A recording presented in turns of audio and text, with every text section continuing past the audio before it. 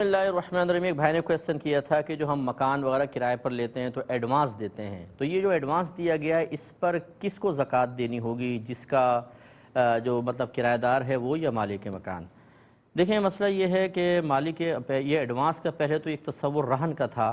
कि ये आपने इसलिए रखा है कि अगर किराएदार जाते हुए कोई नुकसान वगैरह कर गया हो तो हम उस नुकसान को इससे पूरा करेंगे, किराया कोई नहीं दिया भाग गया तो किराया से वसूल किया जाएगा, तो इसमें रहन का तस्वुर था। लेकिन मसला ये होता है कि रहन को आप इस्तेमाल नहीं कर सकते हैं, वो एक मतलब बतौर ज़मानत आपके पास किसी की अमानत है, समझ लें वो, लेकिन आपने रखी हुई है, इस्तेमाल नहीं कर सकते थे, बल्कि इस्तेमाल करना गुनाह। आजकल ये एडवांस मालिक बिल्कुल यूज़ करता है, उससे फ़ायदा लेता है, इस्तिफ़ादा हासिल होता है। जब किराएदार कभी निकलने लगे तो वो कहीं से भी इकट्ठे करके उसको दे देता है। तो लिहाजा चूँकि ये उस शख्स की एक मिल्कियत में गोया के दाखिल हो जाते हैं, वो बाकायदा इस्तेमाल कर रहा होता है, इसलिए हमारा क़यास ये है कि बेहतर ये कि जो जिसके पास ये पैसा है वो इसकी ज़कात को अदा करेगा।